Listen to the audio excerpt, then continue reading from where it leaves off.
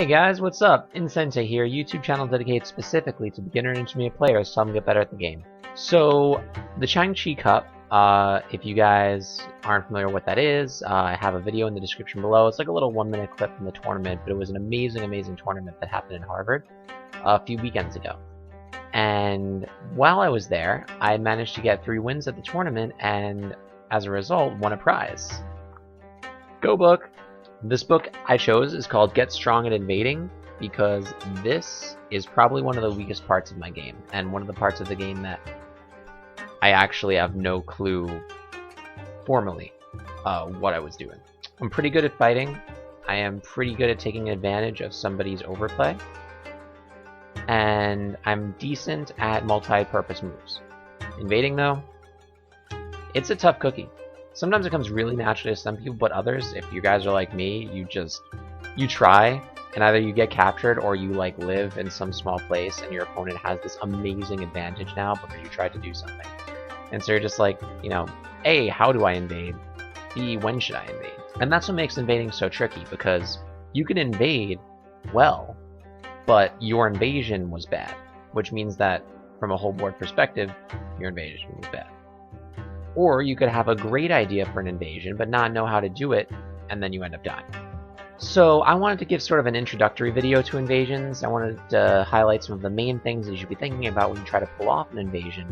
And then depending on how this goes, I can make some other videos in some other weeks on different parts of invasions, either tactics of invasions or deciding when or when not to invade. So I'm going to put a link to this book in the description below. If you want to get better at invading, definitely pick this up, because this is an amazing wealth of information, and a lot of what I'm going to get is sort of inspired from what's in these pages, but not all of it. So definitely look into this book if you want to get stronger. Without further ado, let's get started.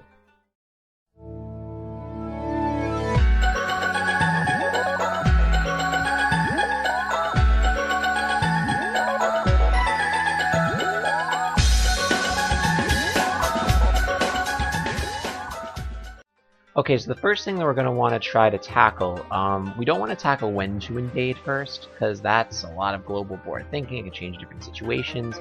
We should probably get a handle on just how to invade well. And so, in my opinion, there are 2 things that really need to be thought of when you're planning an invasion or trying to pull off an invasion. First is sabaki, second is aji. Let me explain what they mean. Okay, so here we go. Sabaki. I know it sounds like a noodle, but it is not. It is actually means the ability or the art of making light. Essentially, how to play your stones so that they cover as much space as possible in the most efficient way, while still being able to create eye space, even in the midst of your opponent's strength. So let's just take this isolated situation and say that white wants to invade here. Alright, let's just say he wants to invade and make basically make a territory somewhere in this general vicinity, right? There's a few ways to do it, and a lot of ways work horribly. Only a few ways actually work well. So what beginners and, you know, probably some intermediate players, their first instinct would do, I know this is my first instinct, would be to like plop their stone in the middle here, right? Just like play on in the middle. Think, oh, like I have the most area to extend, like if I have in the middle. Maybe in some cases that's true, but in this case, black will walk all over you. I mean, black has so many amazing options. Black can come up top and essentially make a giant wall around your stones, and even if you live, look at all this profit black is getting from it. So black could just go that route and be like, I don't want to kill you, I'm just going to make it so that this was a horrible waste of your stones. Black could just immediately start fighting and start ripping out your base here, and then, you know, you could even come out over top here. And so now white is running for its life, and this is a pretty nasty fight. Something like that. And bottom line is, like, playing in the middle of two really strong groups of your opponent is not a good idea. Even if you live, it will not work out well.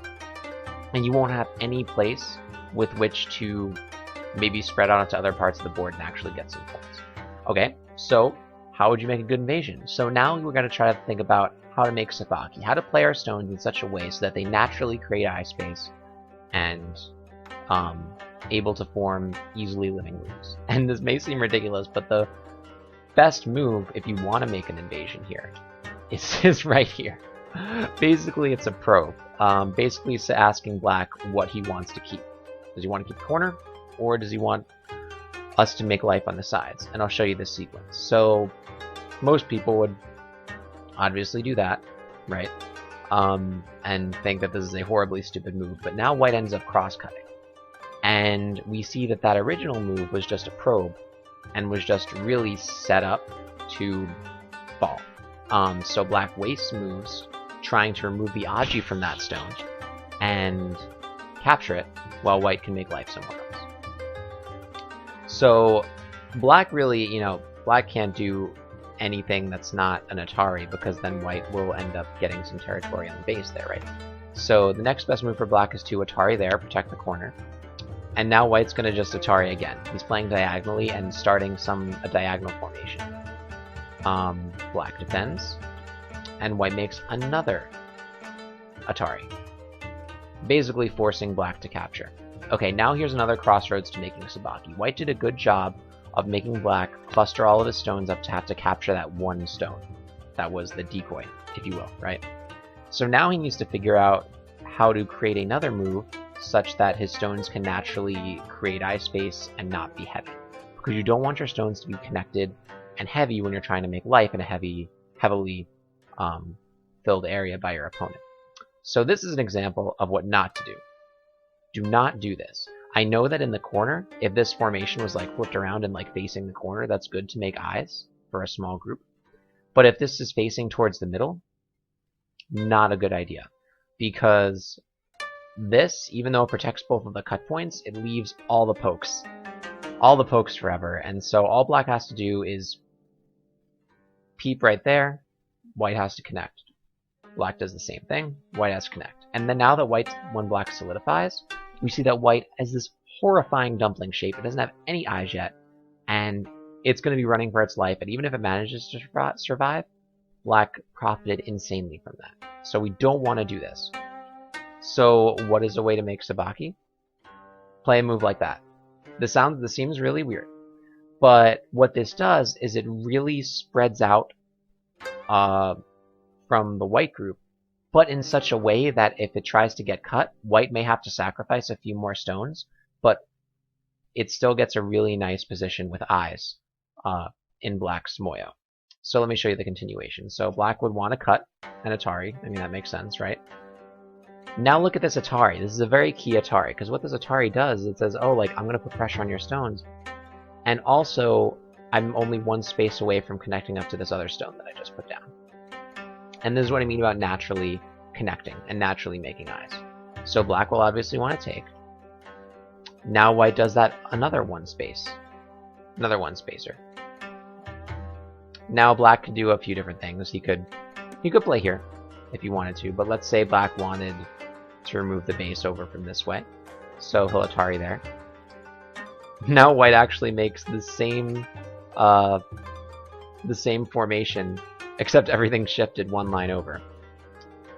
Black takes. And now white can start spreading out and have a nice natural eye shape. Because this black stone is still under wraps, right? So if black wants to poke like he did before, white can actually play here. And then if black tries to capture, all white has to do is connect or take. And if he connects, black has to, extend out. And then white can take this and start a ko for life. And now black's group is really split apart. Or white can do this right away, and then that's immediately a ladder threat for black. So in this situation, by playing these series of light moves, white has managed to get easy access to the center and an easy disruption for black's top group. Whereas the other situation, white was giving black everything. And so that's sort of the basics of Sabaki, and the hard thing is, without really studying some sequences, it's hard to really formalize the moves for Sabaki. It's very situational, but there's shapes that help, and there are shapes that don't help, and you will learn those the more you like sort of keep this idea in your head in your games. Alright, the next key term that I mentioned for invading successfully is something called Aji. If you're a beginner, you might have heard Aji once or twice. Intermediate player, you're probably pretty familiar with what Aji is. It's one of the most important parts of really plot twists in the game, basically. They are the bringers of plot twists. Dead stones can come back to life. Things that you thought were a really small area could turn really big. Alive stones could turn dead. Aji can make anything happen. And so if you don't know, like, what is Aji? So basically, Aji is potential. So if you're playing and somebody says, oh, like, there's bad Aji over there, that means that something about your opponent's stones in your area is creating bad potential for you, good potential for them. Essentially, a complication can ensue because of that one stone that's like either taking away the one liberty that you needed, creating that one extra cut point that you really didn't consider happening. And so this is very key when invading, because you want to use every threat possible to make an invasion work. And if you can have that one stone that you placed like 50 moves ago help in making a successful invasion, that is the mark of a really good Go player. And sometimes in pros you'll see them, they'll throw these stones in and then just not do anything with them, but they've got plans to make that Aji happen, and have that stone either come to life or help in an invasion of some other part of the board, something like that. So here's a perfect demonstration of Aji. So this is the position, and white plays away and starts to pressure black's group over here, and black's like, haha! You made a mistake. I can cut off these 3 stones and kill your group. But can he? So let's examine. Black plays here. Obviously, that's the only way you can cut these stones, right? White plays here. And black plays here to do the cut. And he's like laughing to himself and all smug, right? But this is what I'm talking about, Aji. Okay, this one stone right here is creating all the Aji that white needs to not care about anything that black's doing right now. Because all white has to do is Atari. Black's like, okay, fine, I can just extend out, no problems. Except now there's this Atari. This Atari was created by this one white stone some number of moves ago, and now you can see there is no way for black to live. And not only has white captured those 2 stones, but now has basically taken the corner, killed black's other 2 stones. Now black's gonna have to try to, like, I guess, probably play here just to make an eye so white doesn't give him any more problems. Essentially, that Aji gave white an amazing position. And that is something you want to utilize when you're thinking about invasions. And so, invasion's not something that you can just throw a stone in and not have a plan for what to do with it, because usually that ends up really badly. You need a plan. And using these 2 concepts together can make for some really great invasions and some really great reductions in your opponent's space. Alright, to tie these 2 ideas together, I wanted to show you guys a game that I had played. It was against somebody ranked higher than me. I was black in this game, and I had like a 4-stone handicap. And I ended up winning pretty easily, but 4 stones is like a lot. Okay, to tie these ideas together, I think that it would be a good idea to show you guys like a real-life example of a successful invasion. Invasion that I think that I'm proud of, and that I think worked out really well for me. So in this game, I was playing a 6Q, and I actually had like a 4-stone handicap at the time. And so I was black in this game. So you see white making sort of the beginnings of a Moyo here, right? And I wanted to disrupt that. And so I had already managed to capture a nice group of whites stones. But I wanted to sort of dive in here and try to do it in a way that would reduce the size of his points and make a lot of threats, do as much damage as I can. Now, if I would just have plopped my stone, maybe in the middle here, white could easily have put a lot of pressure on these 2 black stones. So really what you want to do is like the 2 things, right? Sabaki and Aji. Okay, those are the 2 things we're thinking about. So the first Sabaki play I move I play is right here. It's a large knight's move from my strength, from my strong stones. It is light. It's a light move. I'm not being too timid and then just trying to invade from very close because that won't do anything, right? So this is a move that is light and a move that has a lot of possibilities associated with it. So white is going to try to cut me off, which makes sense. Now what you see what happens is I once again use Sabaki, and I don't play solidly. I don't play thick and try to like do something direct connected with this stone. I play away. I play one space away. This is saying I'm going to connect if you don't do something to stop that, which obviously means he has to, right? Now his stones are the ones being heavy and mine are light. Now watch what happens as I use this Aji, right? So now this is Aji. This is bad potential. This move threatens an undercut and a connection up with this other throw-in stone that I placed this move before, right? Which white can't have. So white has to follow me down. And now I keep using that Aji to realize another advantage, which is that this group isn't alive yet. And if I extend down and he doesn't do something to protect that, that will die. So he has to try, and I end up creating a Ko for his group. And this Ko's amazing for me. This basically means that like I could play whatever threat I want, and he's really gonna have to waste a move defending, what, 5 points. But the thing is, if he loses this Ko, the game's basically over. So that was a good Ko threat. So I defended, and he took the Ko back. So now I'm like, do I really care about this Ko? I really don't, because I already captured these stones. I feel like I'm ahead, and my goal was to mess up his left-hand side. So I decided to play this threat. It's a threat to link up to the stones that are already very strong. He, of course, I mean, I think this makes sense. There weren't many other Ko threats, so he decided to just make his corner live. But now, I can activate the ladder, and as you can see, this ladder will go to the edge of the board, it won't work, which means that I captured those 3 stones. And this group is now completely and destroyed any possibility of making significant territory for white. So if you take this all the way back to the beginning, right, there's a lot of moves that could have ended not well for me. White could have bled out into the middle.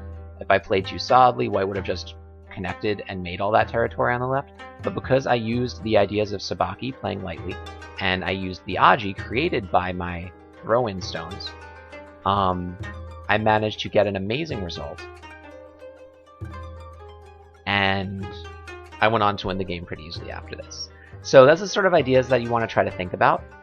Just an introduction. And if you guys want, let me know. Leave a like or a comment in descriptions if you want me to do more of these invasions. I'll keep reading this book, and any revelations that I find, I could do specific, free space extension invasions, like super large night invasions, or 4-space extension invasions, and we can really examine like the tactics for this sort of thing. So that's all I've got for you this week. I hope it helped at least some of you. And looking forward to maybe learning more about invasions and passing it on to you guys. So thanks so much for subscribing, thanks so much for watching, and keep in touch. I'll be seeing you guys again. I'll be doing Blitz this Thursday as usual. So can't wait for that, and keep playing, and I'll see you on the grid.